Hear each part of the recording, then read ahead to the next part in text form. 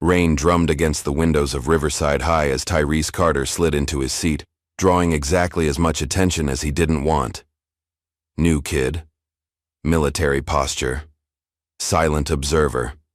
Perfect prey. When Tyrese quietly mentioned his father served, in Delta Force the laughter was immediate, led by Deputy Owens, the school resource officer whose badge seemed to authorize his cruelty. Delta Force, huh? Been watching too many action movies. The mockery spread like wildfire through the halls, whispers of Delta Boy following Tyrese between classes. What no one saw was how he tracked exit points in every room, how he noted sightlines and shadows, how his hands never quite relaxed.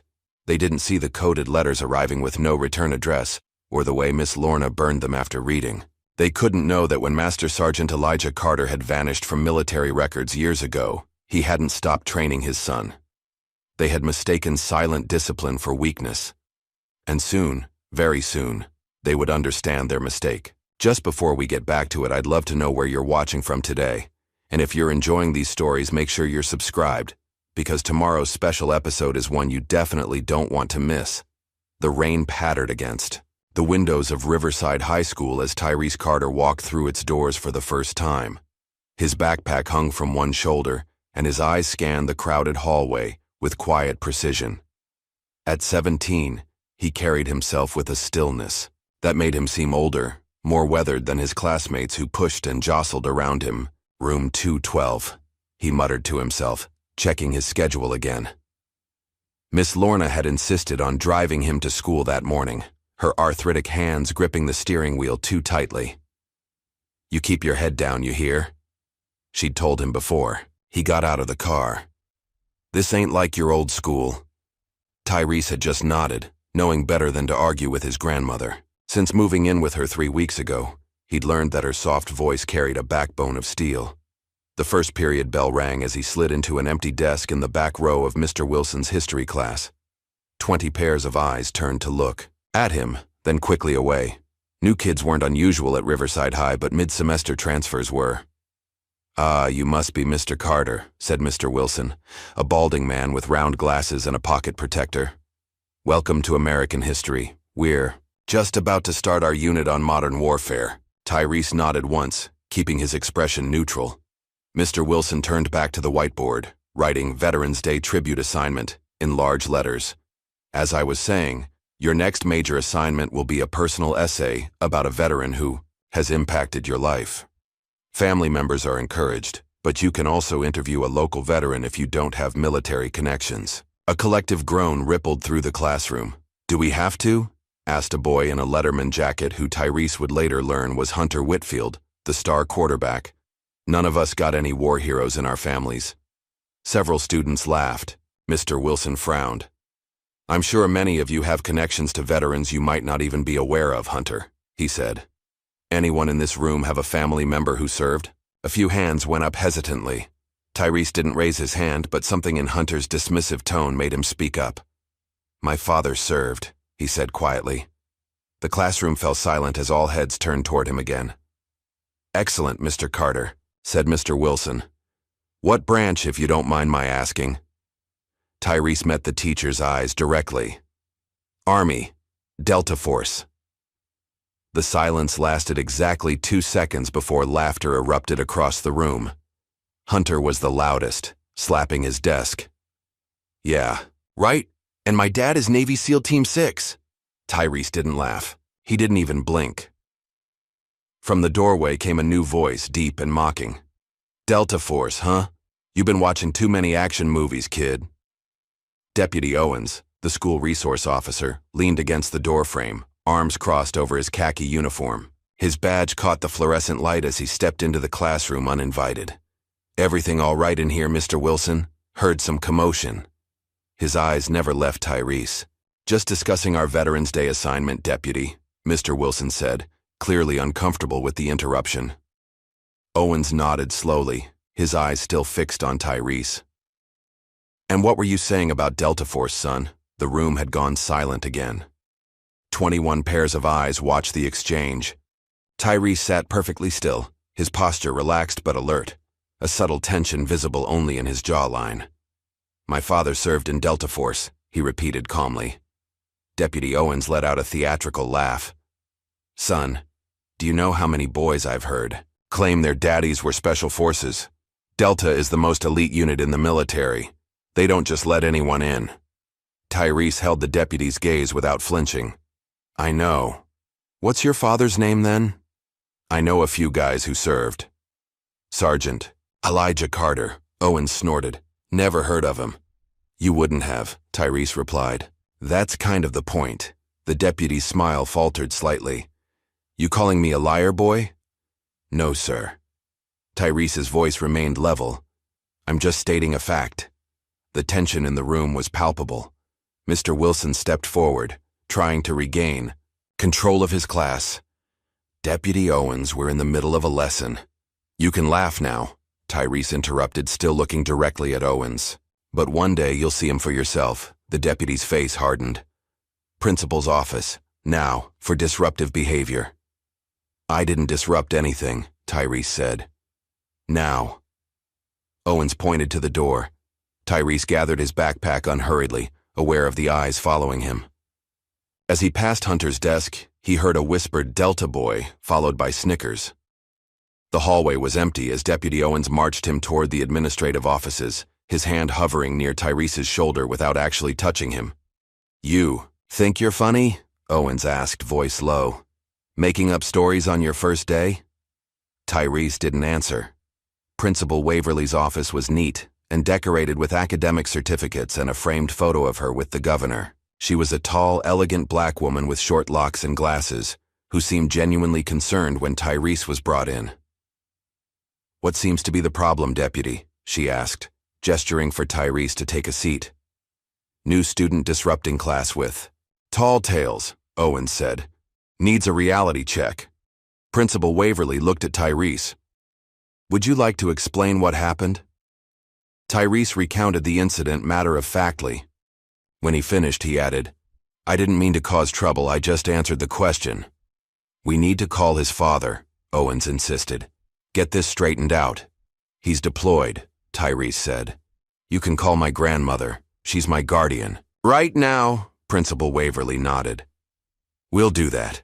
But first, Deputy Owens, may I speak with you outside? In the hallway, their voices were muted, but still audible through the thin walls. Don't escalate this, Bill, Principal Waverly warned. It's his first day. Kid's lying through his teeth, Diane, Owens responded. Probably doesn't even know who his daddy is. I see it all the time, making up stories to sound tough. Tyrese sat perfectly still, his face betraying nothing. When they returned, Principal Waverly's expression was professional but sympathetic. Tyrese, I understand this is your first day, and transitions can be difficult. However, we do need to contact your grandmother and discuss this situation. Yes, ma'am, he replied. After a call to Miss Lorna, Tyrese was sent back to class with a warning about disruptive behavior. As he walked through the now crowded hallway, he caught fragments of whispered conversations. Says his dad's some kind of commando. Delta. Force like in the movies? Probably never even met his dad. By lunchtime, everyone knew him as Delta Boy. Tyrese sat alone at the edge of the cafeteria, methodically eating the lunch Miss Lorna had packed. He ignored the stares and whispers until someone sat down across from him, a lanky Latino boy with glasses. I'm Luis, the boy said, offering a tentative smile. You're in my Algebra 2 class. Tyrese nodded. Is it true what they're saying? Luis asked. About your dad? Depends what they're saying, that he's in Delta Force. Tyrese took another bite of his sandwich. Yes. Luis didn't laugh or smirk like the others. That's cool. My dad works at the hardware store. Later, in Algebra 2, Tyrese noticed Luis struggling with the problems. Without drawing attention, he slid his paper closer so Luis could see his work. When class ended, Luis caught up with him in the hallway. Thanks for the help. Those equations were killing me. Tyrese shrugged. No problem. You really got a dad in Delta Force? Luis asked, his voice lower now. Tyrese looked at him for a moment, something unreadable in his eyes. He doesn't need people to believe. He just gets the job done. In the locker, room before gym class, Hunter and his friends were waiting.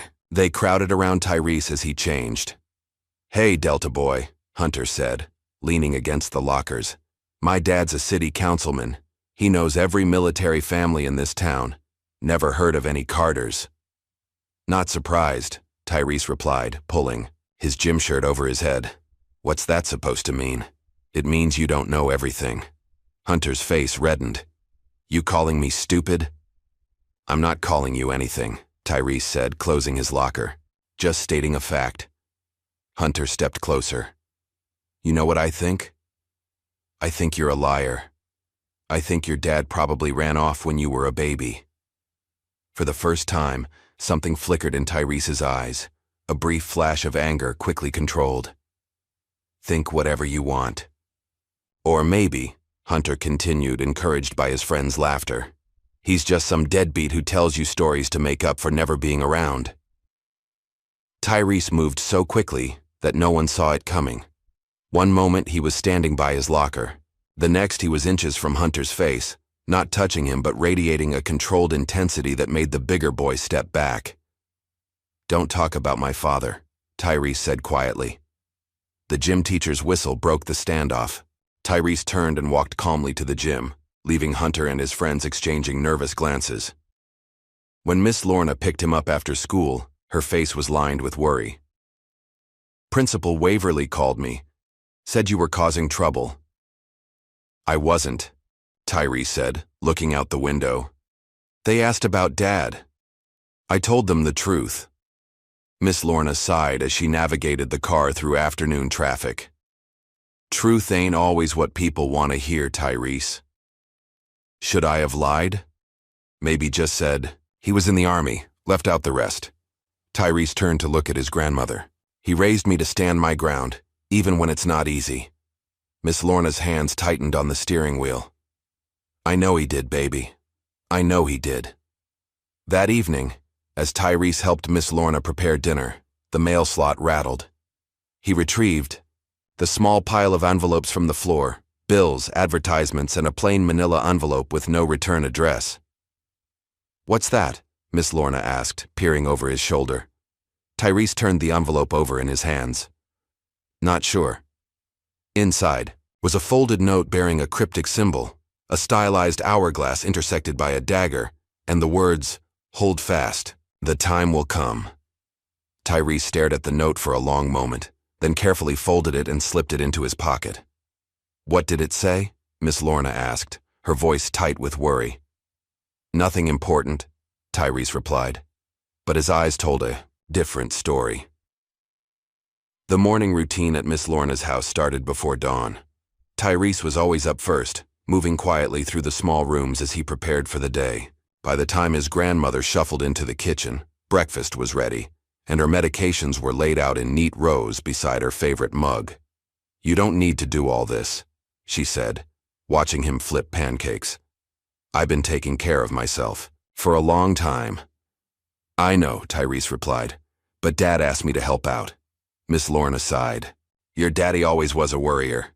She swallowed her pills one by one. "School better today?" "It's fine. Those boys still calling you names?" Tyrese placed a plate of pancakes in front of her. "Nothing I can't handle." After breakfast, he helped Miss Lorna into her sweater and walked her to the porch swing, where she liked to sit in the morning sun. As he headed back inside to wash the dishes, the neighbor across the street, Mr. Clancy, called out, "Morning, Miss Lorna. That grandson of yours is a regular Boy Scout, ain't he?" Miss Lorna smiled and waved. Mr. Clancy crossed the street, his dog trailing behind him. "Never seen a teenager so helpful," he said, joining her on the porch. "Where'd your daughter find him?" "My son," Miss Lorna corrected gently. "Elijah's his father." Mr. Clancy's eyebrows rose. "Elijah? Haven't seen him. In what, 15 years? Didn't know he had a son?" "He does." Mr. Clancy leaned closer. "Boy claims his daddy's some kind of special forces commando. That true?" Miss Lorna's smile never wavered. "Elijah serves his country. That's all I'm allowed to say." Mr. Clancy scratched his chin. "Seems mighty convenient him being deployed. All the time. Never seen him visit. Not once." Inside, Tyrese could hear every word as he dried the dishes. His movements were precise, methodical, betraying nothing of his thoughts. "Guess we'll see if this daddy of his shows up for graduation next year," Mr. Clancy continued, "or if he's still off playing G.I. Joe." He chuckled. "That boy's full of tall tales, if you ask me." Miss Lorna's voice cooled. "Nobody asked you." "Frank!" Mr. Clancy's laughter faded. "Well, I'd best be getting on. Come on, Scout." As the old man hobbled back across the street, Miss Lorna called through the open window. "Don't listen to him, Tyrese. People always talk about what they don't understand." Tyrese appeared in the doorway, drying his hands on a towel. "It's okay. Grandma, I'm used to it." The phone rang, startling them both. Miss Lorna rarely received calls this early. Tyrese picked up the cordless handset. "Carter residence." Silence. Then a click as the call disconnected. The caller ID displayed only unknown number. 5 minutes later, it rang again. This time Miss Lorna answered, her demeanor changing as she listened. She simply said, "Message received," and hung up, her eyes filled with worry. "Who was that?" Tyrese asked. "Wrong number," she said, but her hand trembled as she set down the phone. Tyrese didn't press the issue. Instead, he gathered his backpack and kissed her cheek. "I'll be home by 4. At school, the Delta Boy nickname had stuck, but the novelty was already wearing off. Tyrese kept to himself, speaking only when necessary and observing everything. In history class, Mr. Wilson treated him with cautious respect, never mentioning the incident from his first day. After class, Tyrese was approached by another teacher, Mr. Alvarez, who taught advanced placement history and was known for his strict discipline. He was a compact man with salt and pepper hair, cut military short. "Carter," he said, his voice carrying a slight accent. "A word." Tyrese followed him into an empty classroom. "I served," Mr. Alvarez said without preamble. 82nd Airborne, 2 tours in Afghanistan before I became a teacher. Tyrese nodded but said nothing. "Your father, he's really Delta?" "Yes, sir." Mr. Alvarez studied him with narrowed eyes. "Not many sons of operators in a place like Riverside. Interesting coincidence." "Yes, sir. You're not much for conversation, are you?" "Only when there's something worth saying, sir." A ghost of a smile crossed Mr. Alvarez's face. "Smart answer. I'll be watching you, Carter. Not because I don't believe you, because I do." From that day on, Tyrese noticed Mr. Alvarez observing him in the hallways, during lunch, and across the parking lot after school. Not hostile, but watchful, as if he were solving a puzzle. During lunch, Luis sat with Tyrese again. "Hey, I'm having a birthday party Saturday. Nothing big, just pizza and video games. You want to come?" Tyrese considered the invitation. "Thanks, but I can't. I have to help my grandmother." "Maybe next time?" Luis asked hopefully. "Maybe." That night after Miss Lorna went to bed, Tyrese slipped out the back door. He ran 5 miles along a route that avoided streetlights and security cameras, then did pull-ups on a playground set in the park. Afterwards, he sat under a tree, reading a worn field manual by flashlight.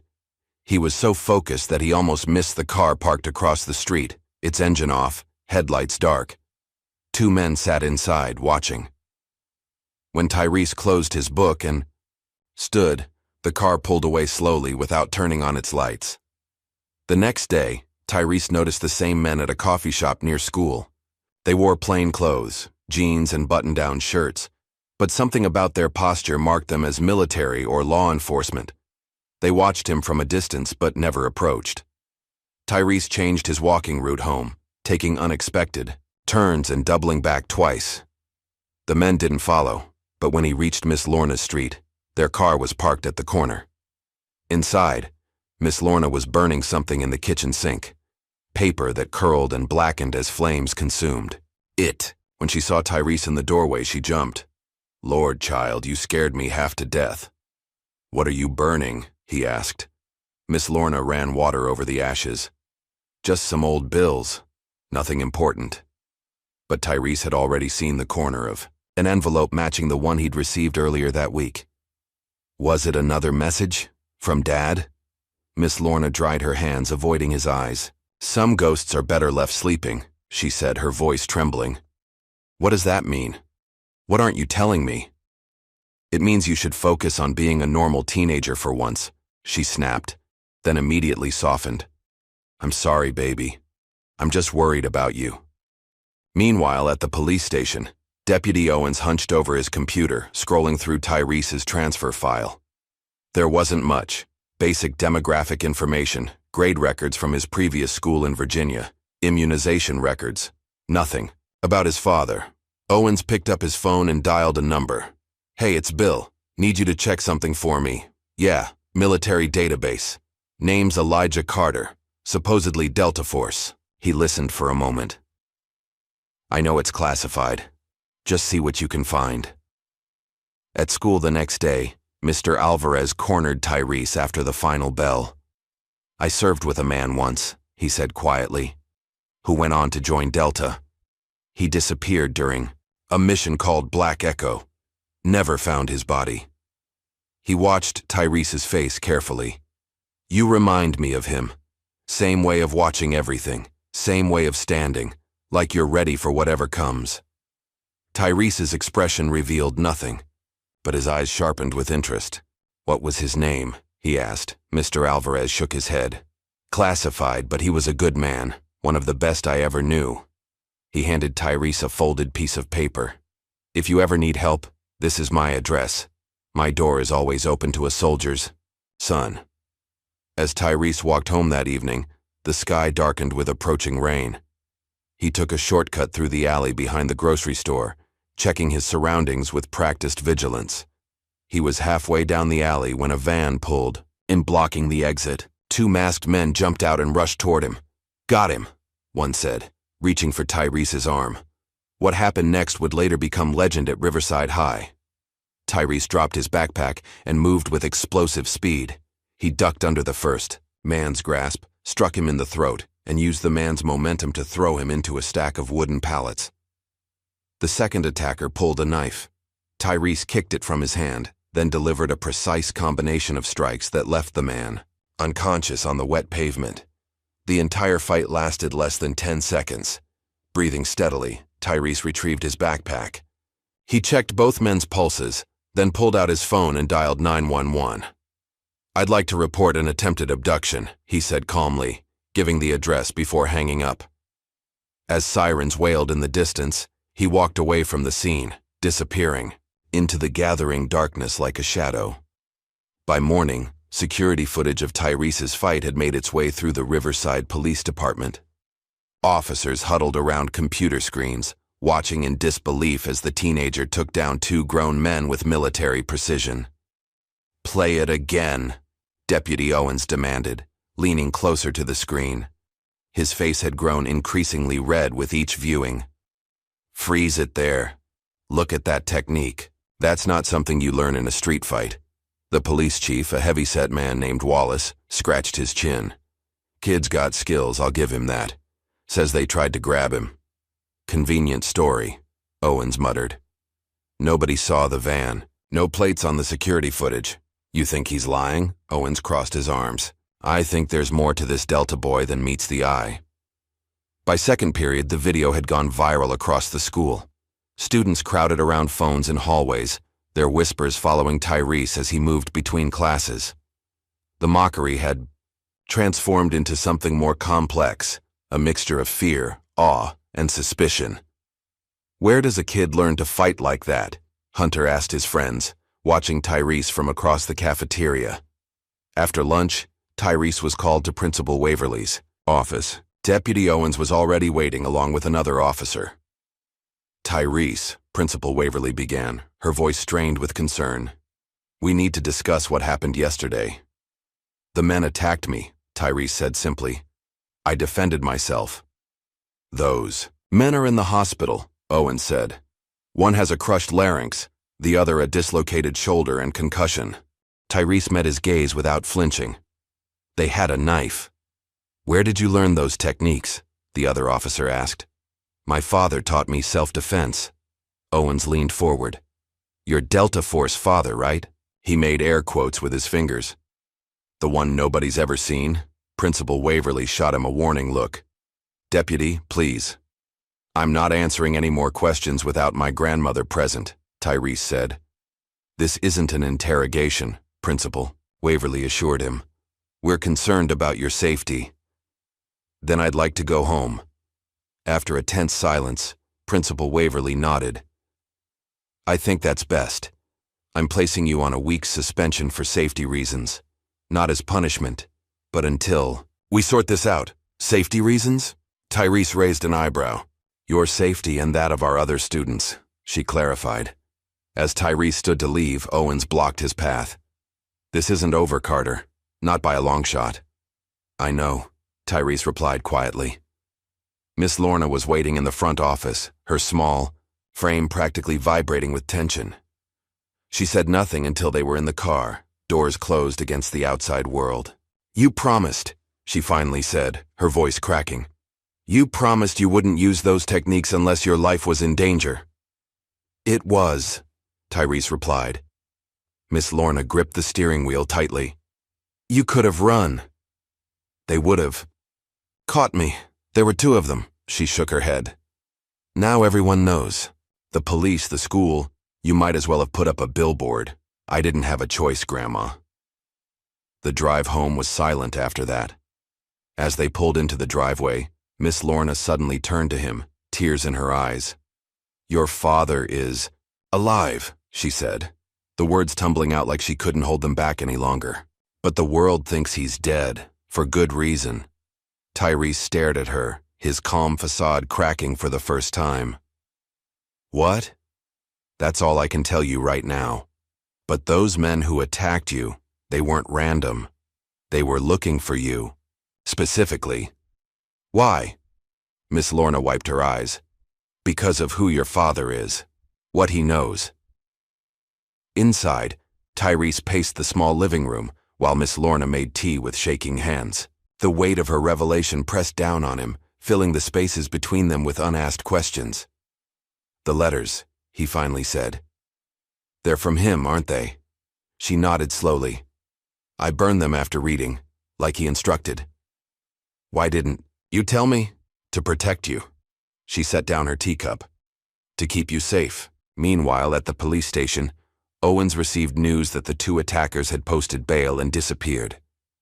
No names, no fingerprints on file, just a large cash payment and they were gone. Professional job, muttered his partner. One had a tattoo. Foreign military, maybe Eastern European. This is bigger than some school punk. Owens stared at the report. I want surveillance on the Carter house, 24/7. Chief won't approve that for a juvenile non-suspect. Then I'll do it myself. That night, Tyrese sat by his bedroom window, watching the street below. An unmarked police car was parked at the corner, Owens, watching the house. Beyond him, further down the block, another vehicle lingered too long. Different. Watchers. Tyrese took out a small notebook labeled Legacy Protocol and wrote in a complex code, documenting positions, times, and movements. In his mind, a memory surfaced, crystal clear, despite the years. He was 9 years old, standing in a remote training facility with his father. The room was sparse, just mats on the floor, targets on the walls. His father knelt before him, hands on his shoulders. Elijah Carter's face was lean and weathered, with intelligent eyes that seemed to see everything. If anything ever happens, to me, he had said, protect your grandmother, stay invisible, and wait. For what? Young Tyrese had asked. You'll know. When the time comes, you'll know. At school the next day, Mr. Alvarez was organizing papers in his classroom when there was a knock at his door. Deputy Owens stood in the doorway, his posture tense. Got a minute, teacher? Alvarez gestured to an empty student desk. What can I do for Riverside's finest? Tyrese Carter, Owens said, remaining standing. You've been talking to him. I talked to all my students. Cut the crap, Alvarez. You've been watching him since he got here. Alvarez leaned back against his desk, arms crossed. And you've been harassing him. Funny coincidence. The kid's dangerous. Took down 2 grown men like it was nothing. Self-defense is still legal in this state, last I checked. Owens stepped closer. What's your interest in him? Didn't know you were recruiting for special ops. Alvarez's expression hardened. I served my country for 12 years, Deputy. I recognize quality when I see it. You should try it sometime. Keep pushing, teacher. See where it gets you. After Owens left, Alvarez pulled a burner phone from his desk drawer and dialed a number he had memorized years ago. "It's me," he said when someone answered. "The boy's been compromised. Timeline needs to accelerate." That evening, as Owens sat in his darkened living room, his laptop suddenly lit up with an incoming file. He hadn't initiated any downloads.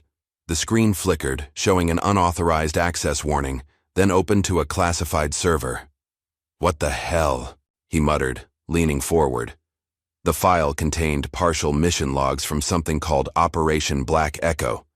Most of it was redacted, but one name caught his eye, an operative codenamed Reaper, listed as MIA, not KIA. Missing in action, not killed in action. Next to it was a partial name. E. Carr. The file disappeared before he could read more, his screen going black before returning to normal. Owens sat back, heart pounding. Someone had wanted him to see that file, someone with high-level access to classified military intelligence. As midnight approached, a figure stood in the shadows across from the Carter house, watching the unmarked police car and the other surveillance vehicle. The man moved with practiced silence, avoiding streetlights and security cameras. He paused beneath a tree, looking up at Tyrese's bedroom window where a faint light still glowed. The figure lifted his cap slightly, revealing battle scars and piercing eyes that mirrored the teenager's. Elijah Carter was home, and he was watching. The Riverside School Board meeting was in full swing when Deputy Owens burst through the doors. Parents and teachers turned in surprise as he strode down the center aisle, uniform crisp and face determined. "I need to address the board," he announced, cutting off the PTA president's presentation about fundraising. "Deputy Owens," said Superintendent Miller, an older man with a perpetual frown, "this is highly irregular." "It's about student safety," Owens insisted, "specifically the threat posed by Tyrese Carter." A murmur swept through the audience. Miss Lorna, who sat in the back row, clutched her purse tightly. "I have evidence," Owens continued, placing a folder on the podium, "that this student is connected to dangerous people, possibly foreign operatives." Principal Waverly rose from her seat. "Deputy, these are serious allegations against a minor. This is neither the time nor the place." "When is the time?" Owens demanded. "After someone gets hurt?" "Two men attacked him last week. He put both in the hospital using military combat techniques. No ordinary teenager knows how to do that." The superintendent cleared his throat. "Perhaps we should discuss this in private." "The community has a right to know," Owens insisted. "This kid claims his father is Delta Force, but there's no record of any Elijah Carter in active service. What there is, however, is a classified file about a missing operative codenamed Reaper who disappeared during a failed Black Ops mission." Miss Lorna stood abruptly and walked out, her face ashen. After the meeting, Principal Waverly was summoned to the superintendent's office. A man in a plain suit was waiting there, his government ID briefly flashed and then tucked away. "Ms. Waverly," the man said, "I strongly advise your school to avoid getting involved in military or intelligence affairs. For everyone's safety." "Are you saying there's truth to Deputy Owens's claims?" she asked. The man's expression remained neutral. "I'm saying that some matters are beyond local jurisdiction, and pursuing them can have unforeseen consequences." Next morning, when Tyrese returned to school after his suspension, an assembly was announced. Students filed into the gymnasium, buzzing with speculation. Principal Waverly stood on the stage looking uncomfortable, with Deputy Owens beside her, in full uniform. Once everyone was seated, Owens took the microphone. His voice echoed through the gym.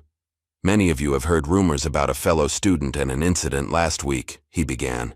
"As your school resource officer, it's my duty to address safety concerns directly." He paced across the stage, every eye following him. "When someone makes extraordinary claims, it's natural to be skeptical.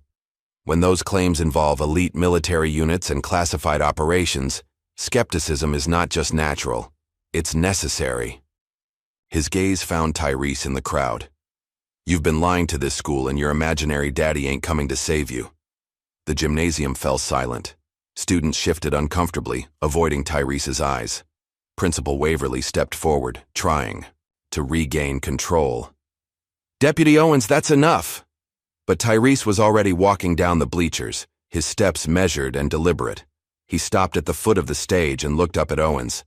"He doesn't need to show up to prove who he is," Tyrese said, his voice carrying across the silent gym.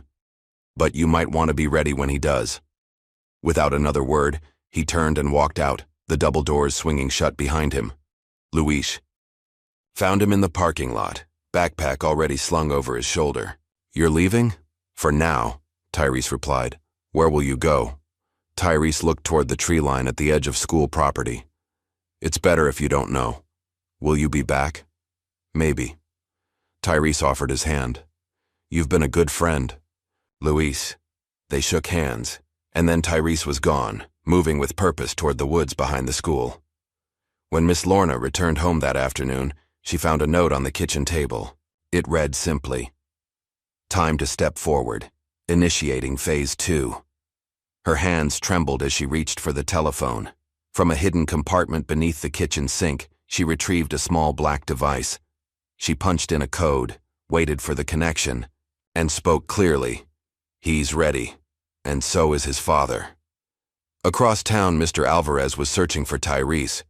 He'd heard about the assembly and knew the boy would need support, but when he arrived at the Carter house, no one answered. As he returned to his car, he noticed a red flag on his phone. His military file had been accessed. When he checked his email, a single message waited from an address he hadn't seen in years. "Stand down, Marine. Operation active." Above the town, barely visible against the clouds, a small surveillance drone circled. Its cameras focused on key locations: the school, the police station, the Carter house, and Alvarez's car. Deputy Owens noticed it on his drive home. The sight made him tense, his knuckles whitening on the steering wheel. At a red light, he caught his reflection in the rearview mirror, the face of a man realizing he might be out of his depth. That night, as rain fell across Riverside, Tyrese emerged from the woods on the outskirts of town. He approached a nondescript gate in a chain-link fence, rain dripping from his jacket. A security guard stepped from a small booth. "Area closed, kid. Military property." Tyrese held out the note he'd found weeks ago, the one bearing the cryptic symbol. The guard studied it, then Tyrese's face. He pressed a button on his radio. "Sierra checkpoint. We have a Raven arrival. Authentication required." A voice crackled back. "Verify protocol." The guard looked at Tyrese expectantly. "Black Echo rises when Reaper returns," Tyrese said clearly, the words practiced but meaningful. The guard's posture changed, straightening to attention. He saluted. "Welcome to Preselection Legacy." Beyond the fence, lights illuminated a training compound hidden from public view. Personnel in unmarked fatigues moved with precision between buildings. Tyrese followed the guard toward a central facility, his expression revealing nothing of the emotions beneath. Meanwhile, Deputy Owens paced his living room, a glass of whiskey in hand. His phone rang. A blocked number. "Owens," he answered. "You should have stayed out of it," said a voice he didn't recognize. "Some doors aren't meant to be opened." "Who is this? Look outside." Owens moved to the window, pulling back the curtain. A military convoy was rolling down his quiet residential street, 3 black SUVs and a transport truck. As he watched, they came to a stop in front of his house. "What the hell is going on?" he demanded into the phone. But the line was already dead. Doors opened. Men in tactical gear established a perimeter. From the lead vehicle stepped a figure in full military dress uniform, ribbons and insignia marking him as a senior non-commissioned officer with combat decorations. The porch light illuminated his face as he approached Owens's front door. The unmistakable features of Tyrese Carter, matured and hardened by years of service and battle. Master Sergeant Elijah Carter had arrived. Owens set down his drink with a shaking hand and opened the door before the soldier could knock. "Deputy Owens," Elijah said, his voice deep and controlled. "I believe you've been looking for me." Owens swallowed hard. Sergeant Carter. Master Sergeant, Elijah corrected. We need to talk about my son. The convoy didn't stop at Owen's house. It continued through town, passing the high school and the Carter home, finally stopping at the police station. Inside, the night duty officer looked up in surprise as Elijah Carter entered, flanked by 2 U.S. Army CID, Criminal Investigation Division officers in full uniform. I'd like to speak with whoever's in charge, Elijah said, placing his service ID on the counter. Now, the officer stammered, Yes, sir, and rushed to find the night captain. Elijah stood perfectly still, his bearing projecting authority and purpose. His eyes swept the room, missing nothing. In that moment, the resemblance to Tyrese was unmistakable. The same watchful gaze, the same controlled presence. One of the CID officers leaned closer. Are you sure about this approach, Master Sergeant? We could have handled it through official channels. This is personal, Elijah replied quietly. Some messages need to be delivered in person. As the night captain emerged from his office, Elijah Carter stepped forward. Captain, I understand you've taken an interest in my son. I'm here to discuss that interest and the harassment he's endured. The captain paled slightly. Master Sergeant Carter, we weren't expecting, that is, there was no notification of. Where's my son? Elijah interrupted, his voice perfectly level but carrying an unmistakable edge. I don't know, sir.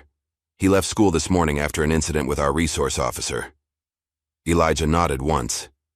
Then that's where we'll start. I want to see Deputy Owens, immediately. Back at Owens' house, the deputy was frantically making calls, reaching out to contacts in various agencies. None answered. As he dialed another number, headlights swept across his living room wall. The convoy had returned. Elijah Carter walked up the path to Owens' front door again, his uniform impeccable, his face unreadable. This time, he knocked. 3 precise impacts that seemed to echo through the house. Owens opened the door, his earlier shock now morphed into defensive anger. You can't just show up at my home with a military escort. This is civilian jurisdiction. Is it? Elijah asked mildly. When you access classified military servers? When you publicly discuss covert operations? When you harass the son of a Delta Force operator? He stepped forward, forcing Owens to back up. I think we both know this conversation was inevitable, Deputy. Inside, Owens gestured stiffly to his living room. Say what you came to say. Elijah remained standing. I understand you've taken a special interest in my son. Called him a liar. Mocked him in front of his peers. Suggested his father doesn't exist. I was doing my job, Owens said. Unknown teenager shows up. Makes wild claims about Delta Force. Connections, then puts 2 men in the hospital using military combat techniques? What would you have done? I would have done my research before publicly humiliating a child, Elijah replied. I would have considered there might be more to the story. How was I supposed to verify anything? Delta Force operatives don't exactly list themselves in the phone book. Elijah's expression never changed, but something in his eyes made Owens step back. You weren't supposed to verify it, Deputy. That was the point. My son was instructed to maintain a low profile for his safety and that of his grandmother. You made that impossible. He reached into his pocket and withdrew a small card, placing it on Owens's coffee table. My credentials, verified at the highest levels. I suggest you familiarize yourself with them before our next conversation. As Elijah turned to leave, Owens called after him. Is it true? About Black Echo? About Reaper? Elijah paused at the door. He looked back, his eyes hard as flint.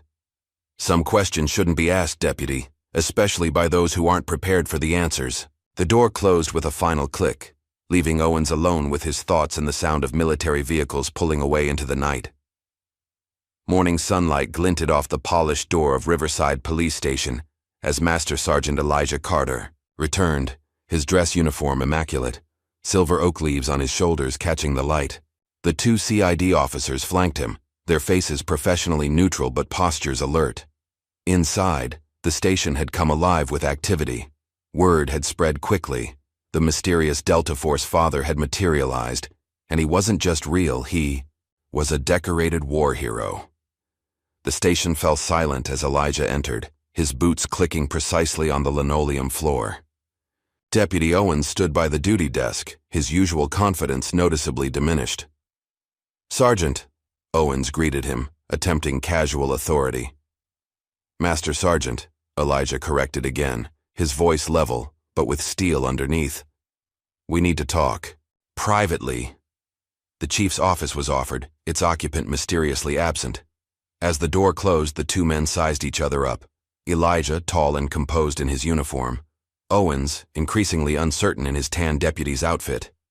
"You made a mistake, deputy," Elijah began without preamble. "You targeted my son because you didn't believe his story." "I was doing my job," Owens said defensively.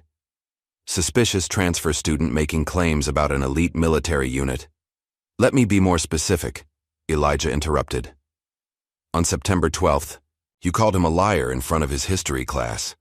On September 14th, you told Principal Waverly, and I quote, 'Kid's lying. Probably doesn't even know who his daddy is.' On September 20th, you initiated unauthorized surveillance on a minor. On October 5th, you accessed classified military servers without clearance. And yesterday, you publicly humiliated my son at a school assembly." Owens's face paled. "How do you know all that?" "Because Tyrese reported it. Because Miss Lorna confirmed it.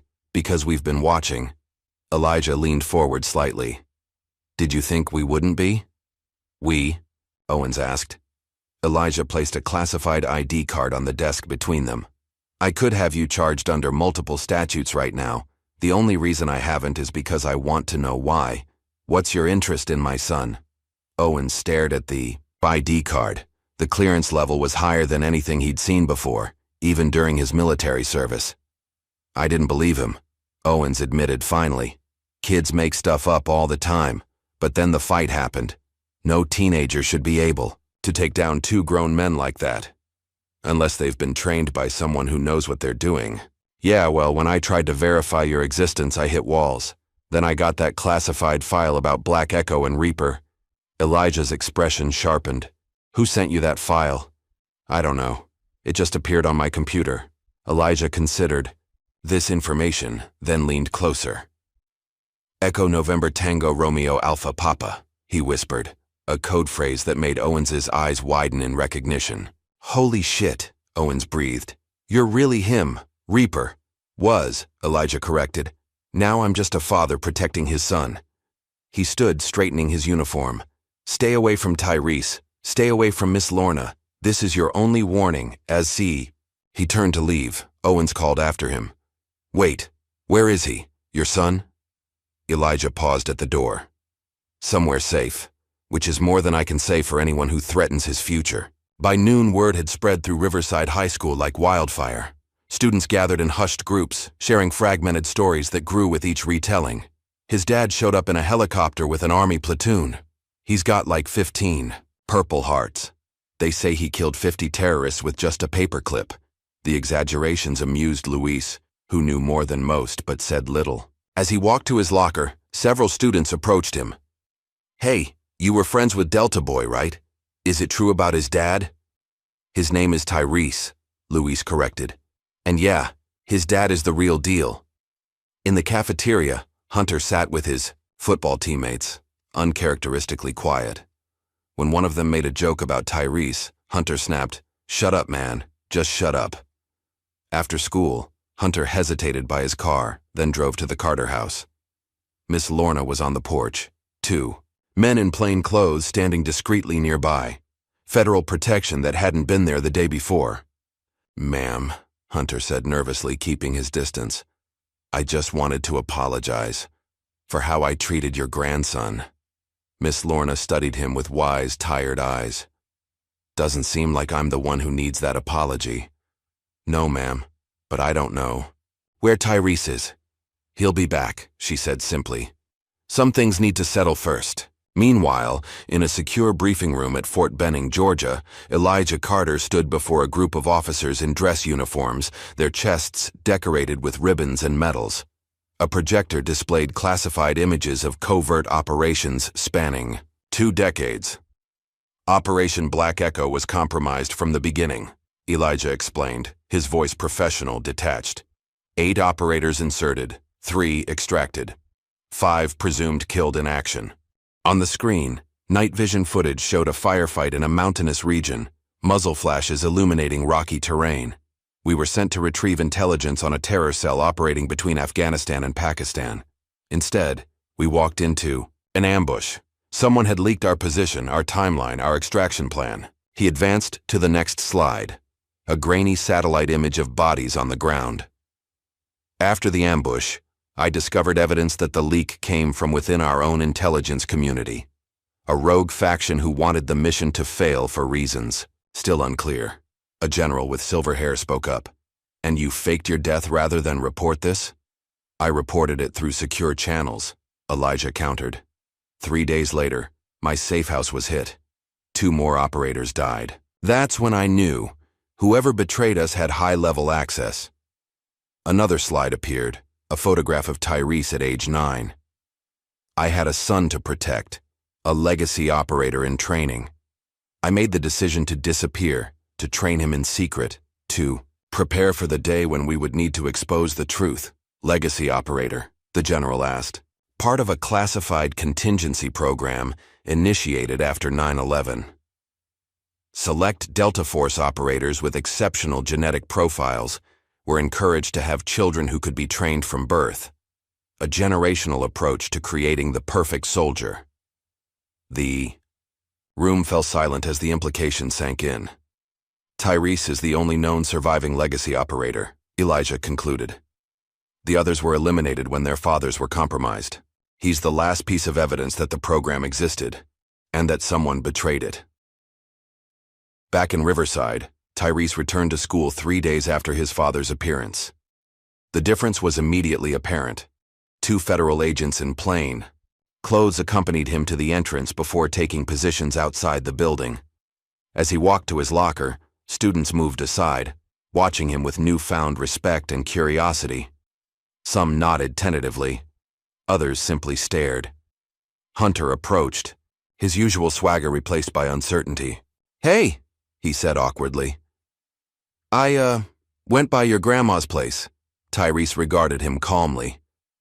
"I heard. I was a jerk. I'm sorry." Tyrese studied him for a moment, then nodded once in acknowledgement. When he reached his history class, Mr. Alvarez was waiting. The teacher nodded to him with respect that hadn't been there before, not because of Tyrese's father, but because now he understood the weight the boy had been carrying. Deputy Owens was conspicuously absent from the school hallways.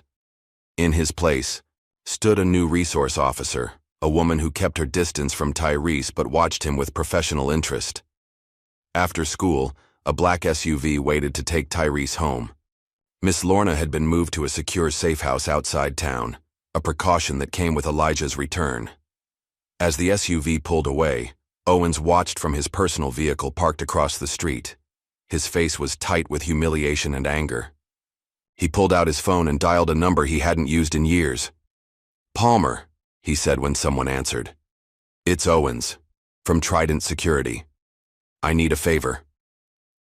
At the safe house, Miss Lorna sat in a comfortable chair by the window, hands folded, in her lap. When Elijah entered the room, she looked up with tears in her eyes. "All these years," she whispered. "I thought you were dead, Elijah." He knelt beside her chair. "I'm sorry, Mama. It was the only way to keep you both safe." She touched his face, gently. "You look tired, baby. It's been a long road. And now? What happens to my grandson?" Elijah's expression grew serious. "It's not over yet. The people who betrayed us, they know I'm back. They know about Tyrese." "He's just a boy," Miss Lorna protested. "No," Elijah said softly. "He hasn't been just a boy since he was 5 years old. He's been training for this his entire life." Miss Lorna's hands trembled. "I was an analyst for Army intelligence for 30 years. Did you think I didn't know about the legacy protocol?" Tears filled her eyes. "I helped build it, Elijah. before we understood what they would use it for. Elijah stared at her in shock. You knew? I intercepted a transmission 4 years ago. I knew you were alive. She reached for his hand. I stayed quiet to protect Tyrese, to protect you both. As night fell, Mr. Alvarez received a visitor at his modest apartment. Elijah Carter stood on his doorstep, now dressed in civilian clothes but with the same military bearing. Staff Sergeant Alvarez, Elijah greeted him. 82nd Airborne, 2003 to 2015.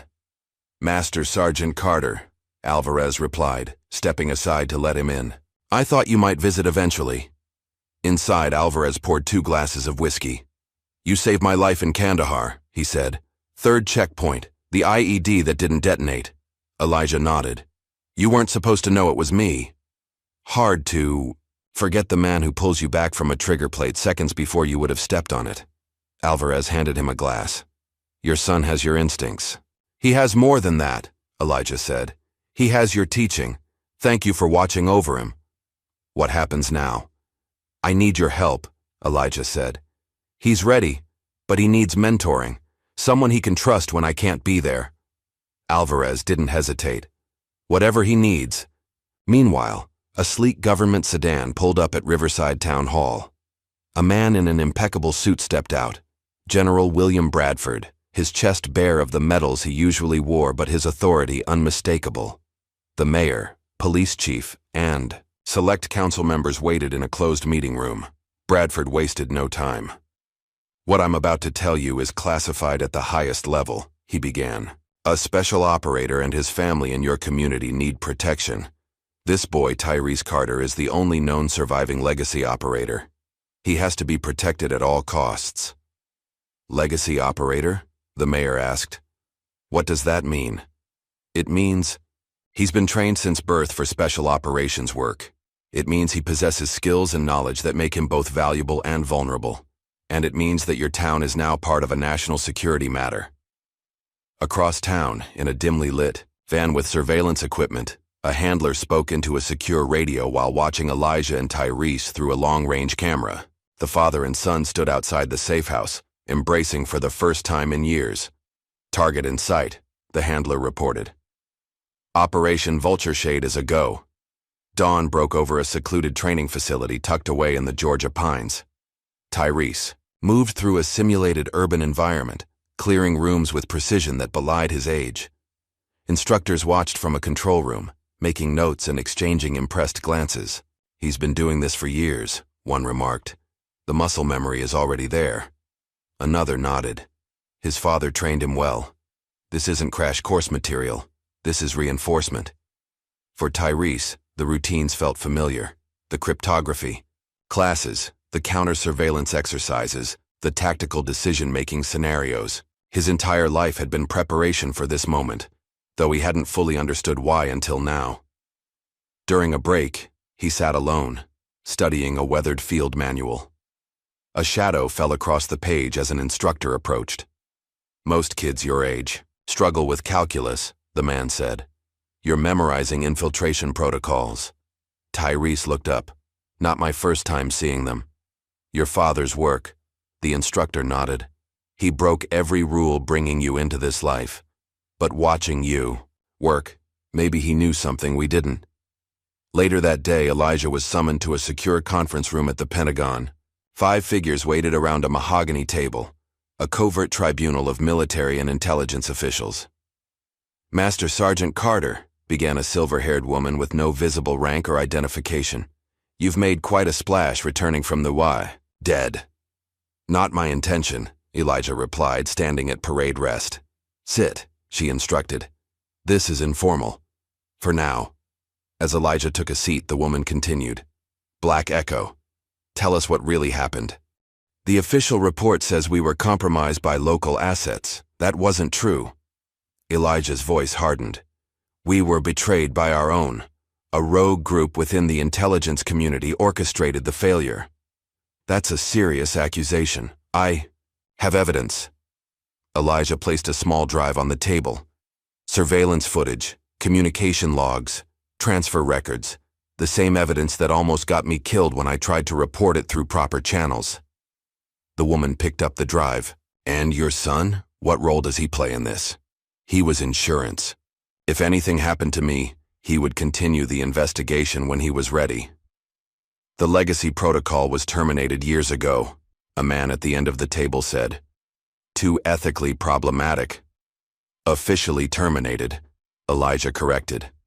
Unofficially, it continued with select operators.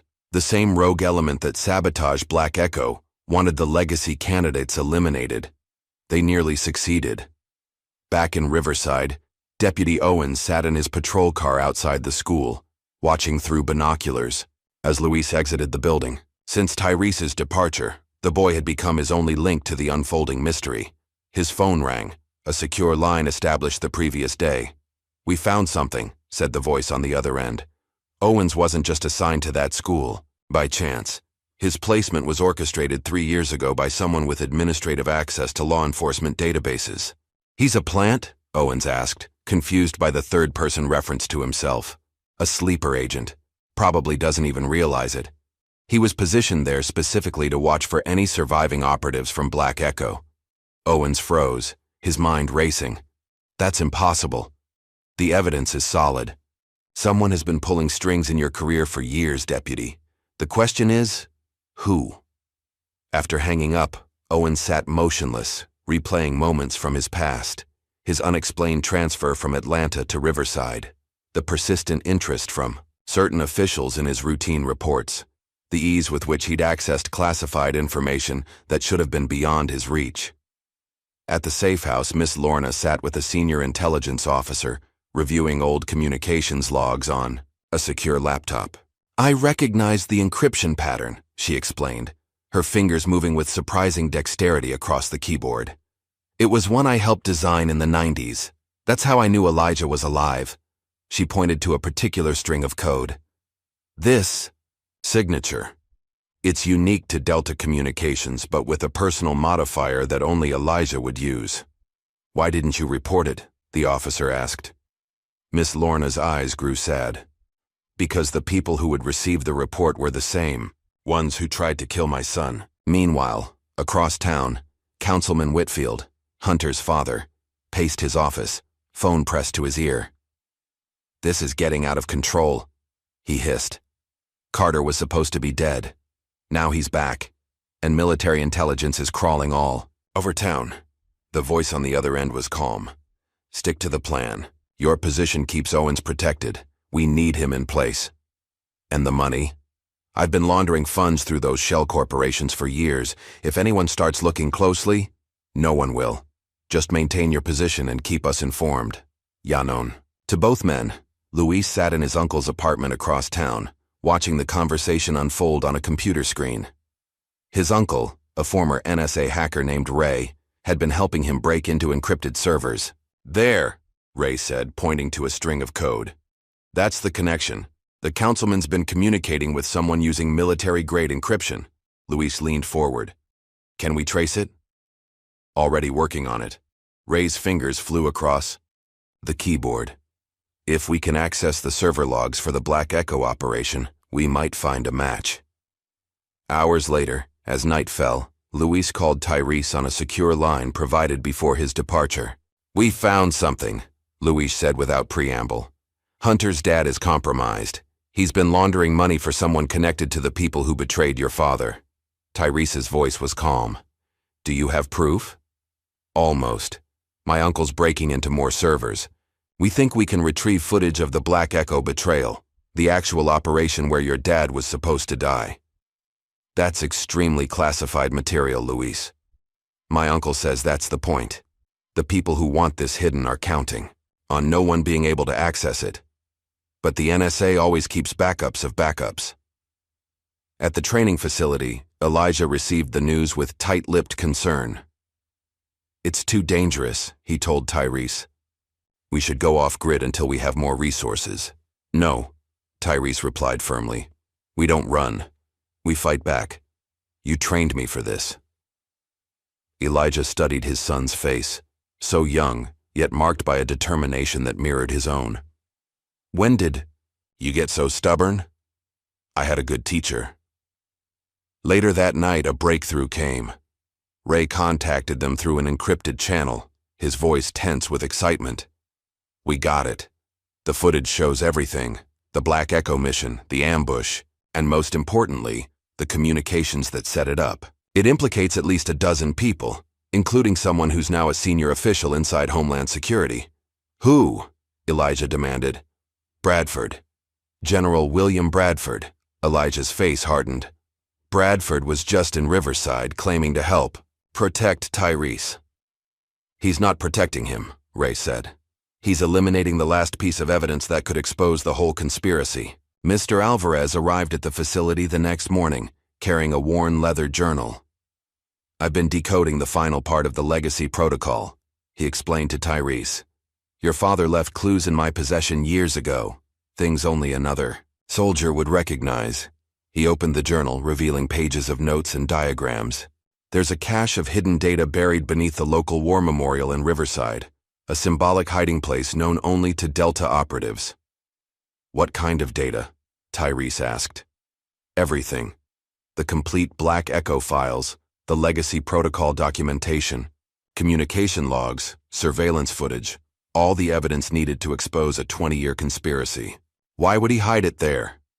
Because no one would think to look in plain sight, in a public place honored by the very people trying to bury the truth. That night, Tyrese and Elijah returned to Riverside under cover of darkness. The War Memorial stood in the center of a small park, a granite obelisk surrounded by plaques bearing the names of local fallen soldiers. They worked silently, removing a section of decorative stonework at the base of the monument to reveal a hidden compartment. Inside was a hardened case with a biometric lock that opened to Elijah's thumbprint. Phase Omega, Tyrese read from the label on the case.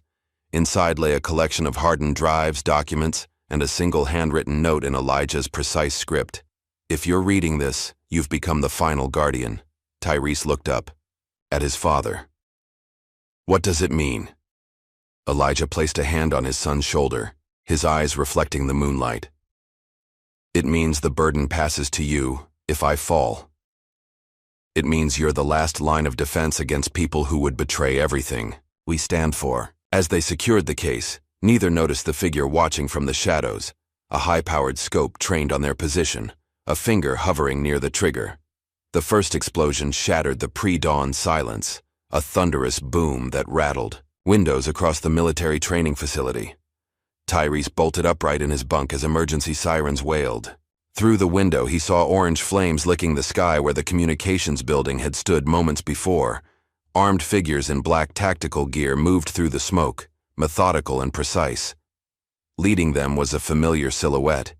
Deputy Owens, now fully embracing his role as a mercenary operative, his police persona discarded. "Contact front!" shouted an instructor, seconds before gunfire erupted. Tyrese scrambled for his gear, muscle memory taking over as he pulled on a tactical vest and grabbed the go bag he kept packed beneath his bed. The door burst open as another trainee rushed in. They hit the north entrance first. 2 instructors down. We need to move. Tyrese followed, staying low as they navigated smoke-filled corridors. Around them, the sounds of combat intensified. Controlled bursts of gunfire, shouted commands, the dull thud of breaching charges. They made it to a rear exit, just as a second explosion rocked the building. Outside, chaos reigned. Trainees and instructors scattered for cover, while defensive positions were hastily established. "Where's my father?" Tyrese demanded of a bloodied instructor taking cover behind an overturned vehicle. "Comms building before the hit," the man replied, grimacing through pain. He was reviewing the Black Echo files. Tyrese's blood ran cold. The communications building, the first target. "I'm going back." "Negative." The instructor grabbed his Maoist arm. "That's exactly what they want. You're the primary target, Legacy." A vehicle screeched to a halt beside them, an armored SUV with government plates. The driver, a woman in tactical gear, leaned across the seat. "Orders from command. Get the boy out. Now." Within minutes, Tyrese was being evacuated, watching through the rear window as the training facility receded into the distance, pillars of smoke rising into the darkening sky. His father was nowhere to be seen. The radio crackled with fragmentary reports. Multiple hostiles. Professional hit team. 2 instructors confirmed KIA. Master Sergeant Carter status unknown. Back in Riverside, an automated alert system sent text messages to every student's phone. Attention. Riverside High lockdown effective immediately. Bomb threat reported. Remain in classrooms. This is not a drill. Students and teachers exchanged panicked looks as security protocols activated. Principal Waverly's voice came over the intercom, tight with controlled fear. All personnel implement Shelter Protocol Alpha. I repeat, Shelter Protocol Alpha. In the history classroom, Mr. Alvarez immediately recognized the situation for what it was. Not a random threat, but a targeted operation designed to create chaos. He looked at the students huddled beneath desks, their faces pale with fear. Then at Luis, who met his gaze with understanding beyond his years. "Sir," Luis said quietly, approaching Alvarez's desk. "This isn't about a bomb, is it?" Alvarez checked that the other students weren't listening. "No, it's about creating a distraction, possibly to draw out anyone connected to Tyrese." He lowered his voice further. "Where's your phone?" Luis handed it over. Alvarez examined it briefly, then paled. "There's a GPS tracker activated on your device. Someone's monitoring your movements." Outside, police cruisers surrounded the school while bomb squad technicians swept the building. Deputy Owens wasn't among them, his absence noted with concern by the chief. "Anyone heard from Owens?" he asked over the radio. "Negative," called. "In sick this morning." Within the school, Alvarez and Luis worked silently to evacuate students through a service corridor not covered by the lockdown announcement. Small groups moved out quietly, directed to a nearby church rather than the designated evacuation area. "Why aren't we going to the football field?" a frightened freshman asked. "Change of plans," Alvarez replied calmly. "Keep moving." Once the classroom was empty, Alvarez turned to Luis. "They'll come for you next. You're Tyrese's friend, and your connection to your uncle makes you valuable." "What do we do?" Alvarez pulled a burner phone from his desk drawer. "We need to warn your uncle, then get you somewhere safe." But they were too late. As night fell, across Riverside, a van pulled alongside Luis as he walked toward his uncle's apartment. The side door slid open, and strong hands yanked him inside before the vehicle sped away. In the secured safe house where Miss Lorna stayed, Tyrese arrived breathless and disheveled. His grandmother took one look at him and knew. "Your father? Missing," Tyrese said, his voice tight. "The training site was hit. Professional job." Miss Lorna's hand flew to her chest, her face crumpling with pain. Tyrese helped her to a chair as her breathing became labored. "Medical!" he shouted to the security detail. "We need medical now!" As paramedics rushed in, Tyrese's phone buzzed, with a message from an unknown number. "We have your friend. Legacy protocol for his life. Come alone." Attached was a location pin for an abandoned warehouse at the edge of town. Miss Lorna gripped his hand as they loaded her onto a stretcher. "Don't," she whispered. "I have to," he replied softly. "It's Luis." Torn between staying with his grandmother and saving his friend, Tyrese made the hardest choice of his young life.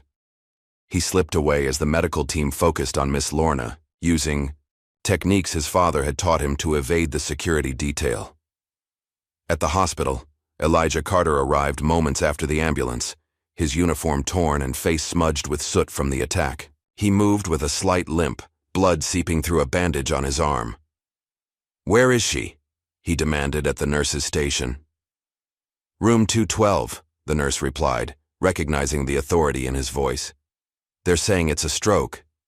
Elijah found his mother hooked to monitors, her face ashen but peaceful in sedated sleep. The doctor explained the situation.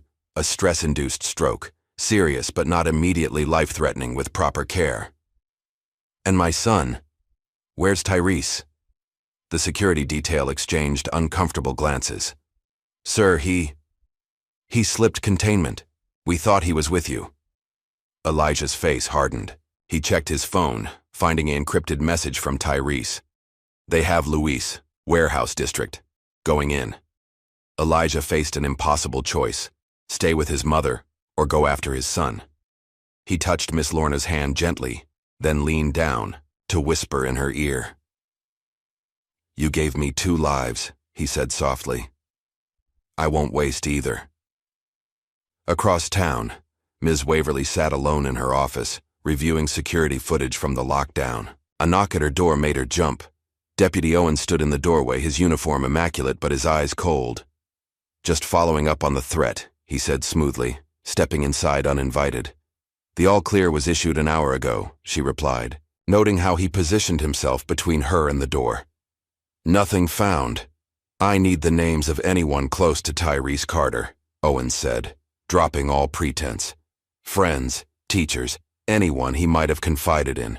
Ms. Waverly's hand moved slowly beneath her desk, finding the panic button installed days earlier on military orders. "I don't think that's appropriate, Deputy. Those are protected student records." Owens leaned forward. "Let me be clear. Those names aren't optional." Her finger pressed the button. "I'm sorry, but you'll need a warrant." Owens's expression darkened. "I don't have time for—" The office phone rang, interrupting him. Ms. Waverly answered, relief flooding her face as she listened. "Yes, he's here right now," she said, looking directly at Owens. "Yes, I understand." She hung up and smiled tightly. "That was the Army liaison. They'd like you to wait right here, Deputy. A team is on its way to escort you." Owens's hand moved toward his weapon, but footsteps in the hallway made him reconsider. Without another word, he turned and bolted through a side door, disappearing into the night. In the warehouse district, Tyrese approached the target building with the caution his father had drilled into him since childhood. Using thermal imaging equipment borrowed from the safe house, he identified 8 heat signatures inside. 7 adult-sized, 1 smaller. Likely Luis armed guards patrolled the perimeter, their movements suggesting professional military training. This wasn't a random kidnapping. This was a trap set by people who knew exactly who they were dealing with. Tyrese retreated to plan. Direct confrontation would be suicide. But his father had taught him that even the most secure location had vulnerabilities, especially when the defenders believed their position impenetrable. He circled the warehouse, noting camera positions, guard rotations, and potential entry points. Then, with precise movements, he began setting up diversions, small charges placed to create noise and confusion, rather than damage. At exactly 2:17 a.m., the first charge detonated on the opposite side of the complex. As guards rushed to investigate, Tyrese slipped through a service entrance, moving like a shadow through the darkened space. Inside, he navigated by memory, having studied the building's layout and county records accessed through his phone. The central storage area had been converted into an impromptu command center, with computers, communications equipment, and weapons. Stationed around a central table, Luis was tied to a chair, a guard standing beside him. Despite bruises on his face, Luis's eyes were alert, scanning constantly for opportunities. Tyrese waited patiently, counting seconds as the external diversions drew more guards away from their posts. When the moment was right, he triggered a final charge that cut power to the building, plunging it into darkness. In the chaos that followed, Tyrese moved with lethal efficiency. 2 guards went down before they registered his presence. A third managed to fire a wild shot that missed by inches. Luis, feeling rather than seeing Tyrese's approach, tipped his chair sideways as they had practiced in their shared math study sessions, a contingency plan Tyrese had insisted on, just in case. 2 to your left, Luis whispered as Tyrese cut his bonds, armed with submachine guns. Together, they navigated the maze of crates and equipment, avoiding the remaining guards who were now using flashlights to sweep the darkness, creating perfect targets of themselves. They were nearly at the exit when an alarm blared, backup power engaging. Lights flickered on, revealing their position to the 3 remaining guards. "Run!" Tyrese pushed Luis toward the door as he turned to face the threat. What followed was a desperate firefight, with Tyrese using crates for cover as bullets splintered wood around him. He returned fire precisely, making each shot count as his father had taught him. Just as ammunition ran low, the warehouse doors burst open. Elijah Carter stood silhouetted against the night, rifle raised. "Tyrese, down!" Tyrese dropped as his father fired 3 perfect shots, neutralizing the remaining threats. Father and son moved together then, covering each other as they retreated to where Luis waited in a stolen security vehicle. "How did you find us?" Tyrese asked as they sped away. Elijah tapped his son's shoulder, where a tiny tracker had been, sewn into his jacket. "You think I'd let you run around without backup?" Back at the hospital, Miss Lorna had been stabilized, but remained unconscious. The doctor informed them that recovery would be slow. Weeks or months of rehabilitation likely. "She needs peace," the doctor emphasized. "No more stress." Elijah nodded grimly. "She'll have it." He turned to Tyrese and Luis. "But first, we end this." In a secure hotel room, Luis connected with his Uncle Ray via encrypted video call. Ray's face was grim. "They tried to hack my systems after taking Luis," he explained. "Amateur hour, left digital fingerprints everywhere." "Did you trace them?" Elijah asked. "Better. I let them think they succeeded, fed them false coordinates while I extracted the real target location." Ray's face hardened. "They're planning something. At the War Memorial." Tonight, Elijah and Tyrese exchanged looks. "The Phase Omega files," Tyrese said. "They don't know we've already retrieved them," Elijah confirmed, "which gives us an advantage." As midnight approached, Tyrese donned a black tactical suit specially designed for stealth operations. The lightweight material absorbed both light and sound, making him nearly invisible in darkness. Elijah placed a patch on his arm, the Reaper insignia of his old unit. "Welcome to the unit, son." Father and son moved into position around the War Memorial, using the surrounding park's natural features for cover. They had transformed the area into a fortress using old Delta techniques, improvised sensors, tripwires, and carefully planned fields of fire. "They'll come for the Phase Omega files," Elijah explained as they finished preparations. "And when they do, we'll be waiting." Moonlight filtered through clouds as the memorial park fell silent. Even the usual night sounds, crickets, distant traffic, seemed to pause in anticipation of what was to come. Tyrese positioned himself on the north side of the memorial, concealed within a cluster of evergreens. Elijah took the south approach, hidden in the shadows of a maintenance shed. Between them, the granite monument stood as silent witness to the battle about to unfold. The first sign came just after midnight, a subtle movement at the park's eastern entrance. Figures in black tactical gear materialized from the darkness, moving with the disciplined precision of special operations training. "I count 8, Tyrese whispered into his communications device. "Standard tactical formation, approaching." "From east," confirmed, Elijah responded. 4 more from the south. "Professional equipment, night vision, thermal, encrypted comms. These aren't local." The trap was set. As the first team approached the memorial, they triggered a hidden pressure plate.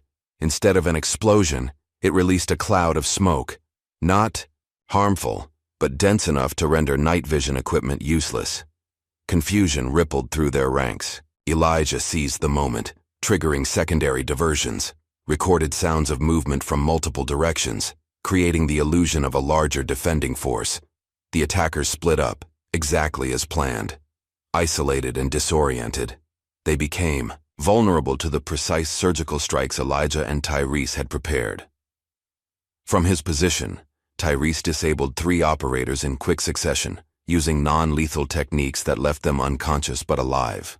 Each would be needed for questioning later. Each represented a potential link in the chain of evidence. Elijah moved like a ghost through the artificial fog, years of experience evident in every silent step. 2 more attackers went down before they registered his presence. Then came the unexpected variable. A figure emerged from the tree line, not in tactical gear, but in civilian clothes. Hunter Whitfield moved cautiously toward the memorial, a handgun held awkwardly in his trembling hands. Tyrese spotted him first. "Hunter? What are you doing here?" The quarterback startled, nearly dropping his weapon. "Tyrese? Is that you?" Before Tyrese could respond, a shot rang out. Hunter threw himself sideways, knocking Tyrese down as a bullet passed through the space where he had been standing. "Sniper," Hunter gasped. "Northeast corner, 2nd floor of the visitor center." Elijah's voice came through the comms. Confirmed. Stay down. From his new position, Elijah sighted the sniper and took the shot. The figure on the roof slumped forward. Hunter looked at Tyrese with wild eyes. My dad. He's gone full rogue. Been acting crazy since your father showed up. I followed him tonight. He's meeting with people, military types, but not regular army. Something about finishing the job. Why are you helping us? Tyrese asked, suspicion evident in his voice. Because I was wrong about you, Hunter admitted. And because whatever my dad's involved in, it's not right. The moment of truth was interrupted by a new threat. A armored van crashed through the park gates, skidding to a halt near the memorial. The side door slid open, revealing Deputy Owens, now dressed in full combat gear. Carter, he shouted, send out the boy and the files. This ends tonight. Before Elijah could respond, Owens's men moved with practiced efficiency, surrounding Tyrese's position. In seconds they had him, dragging him toward the van despite his fierce resistance. We've got the primary target, one reported through his radio. Moving to extraction. Inside the van, Tyrese found himself face to face with Owens. The deputy's expression held none of the mockery from their first encounter. Only cold professionalism and something deeper, more personal. Your father took everything from me, Owens said, checking restraints around Tyrese's wrists. I was supposed to be Delta. I trained alongside him.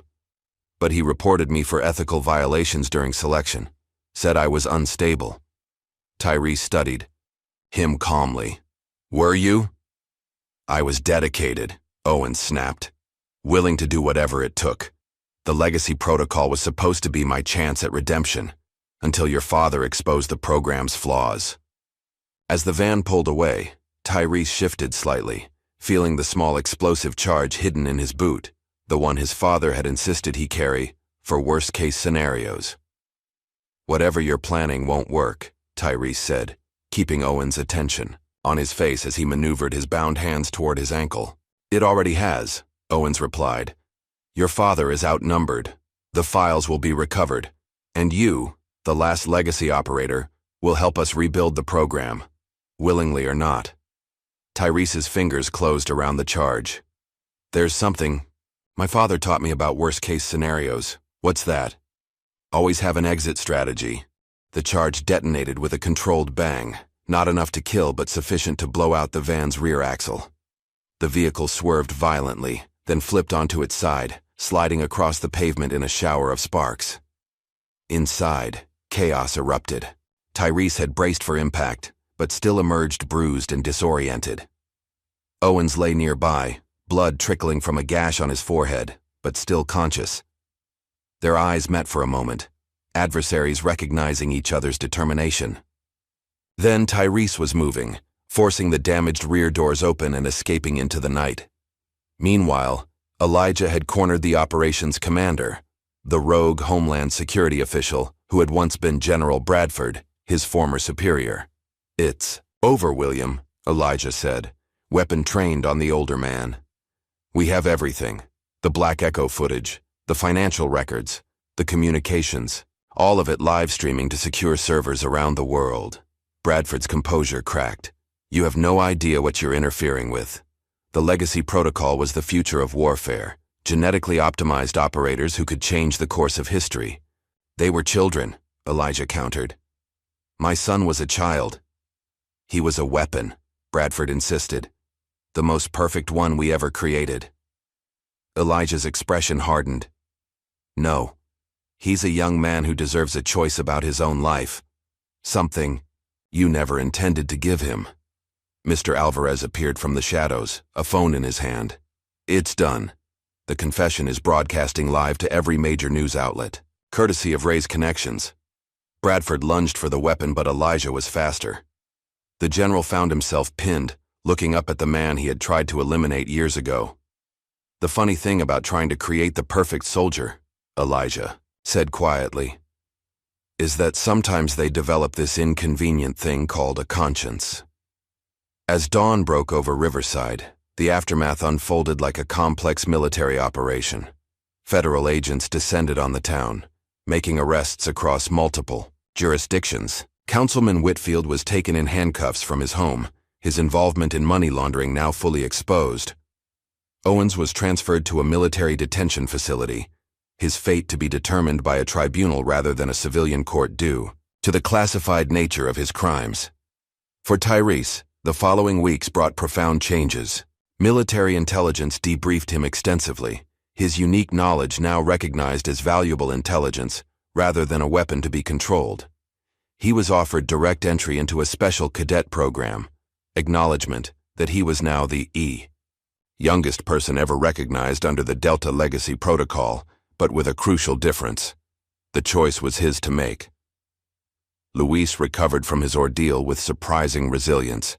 His technical skills, combined with his uncle's connections, earned him an internship offer with Cyber Command, a legitimate path to a career in intelligence work.